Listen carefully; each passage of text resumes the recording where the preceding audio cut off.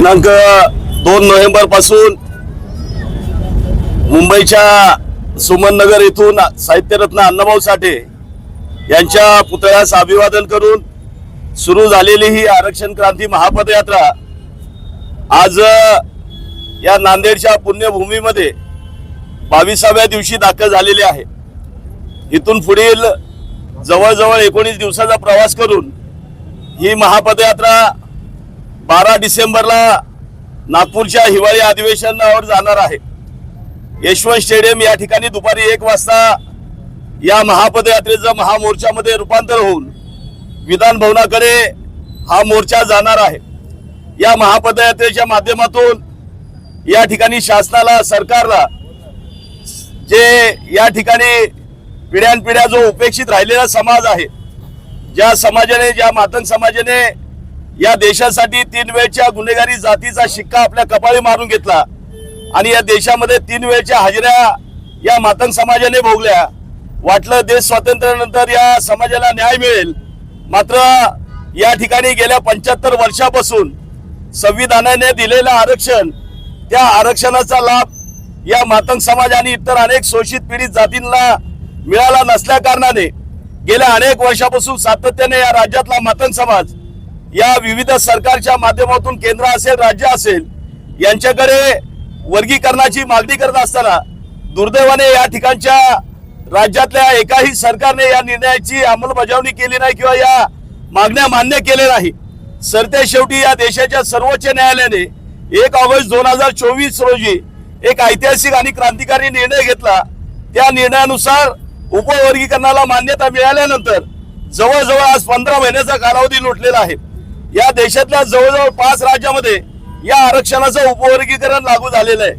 अगदी काल परवा नव्याने निर्माण झालेलं तेलंगणा राज्य, महाराष्ट्राची राजधानी मुंबई शहर 2 नोव्हेंबर हा ऐतिहासिक दिवस अनुसूचित जाती आरक्षण वर्गीकरणाचा वर्षानुवर्ष शासन दरबारी प्रलंबित असणारा प्रश्न मार्गी लावण्यासाठी शेकडो आंदोलनाच्या माध्यमातून या प्रश्नाला गांभीर्य शासनकर्त्यापर्यंत पोहोचवण्याची भूमिका लवजी शक्ती सेनेनं पार पाडलीच। लवजी शक्ती सेनेच्या माध्यमातून गेल्या 5 पदयात्रा, सकल समाज बांधवांच्या माध्यमातून लवश्री विष्णुभाऊ कदवे साहेबांच्या पुढाकारातनं दौडी यात्रेसारखी 6वी पदयात्रा आणि आज शेकडो नव्हे तर हजारो किलोमीटरचा प्रवास करणारी, राज्याच्या राजधानीतून ते उपराजधानीमध्ये पोहोचणारी, जवळजवळ आज 23वा दिवस उजाडलेला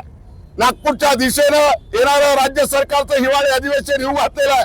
आणि त्या हिवाळी अधिवेशनावर या महाराष्ट्राचा पुरोगामित्वाचा ज्यांनी बुरखा भांगितला आणि उपेक्षित, वंचित, दुर्लक्षितांचा आवाज आजपर्यंत दाबण्याचं काम ज्या सरकारनं केलं, ज्या शासन व्यवस्थेने केलं, आम्हाला इथं सांगितलं जातं की पुरोगामी महाराष्ट्र,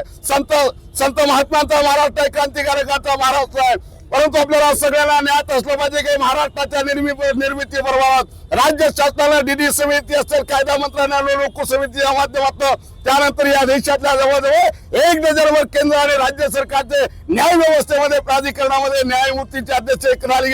आयोग निर्माण केला गेले। त्या आयोगाने शिफारस केली। नवे मे 1975 म्हणजे आज 25 सूर्य 2000 जवळजवळ 50 वर्षापूर्वी पंजाब राज्याने आरक्षण वर्गीकरण केलं। आज पुरोगामित्वाचा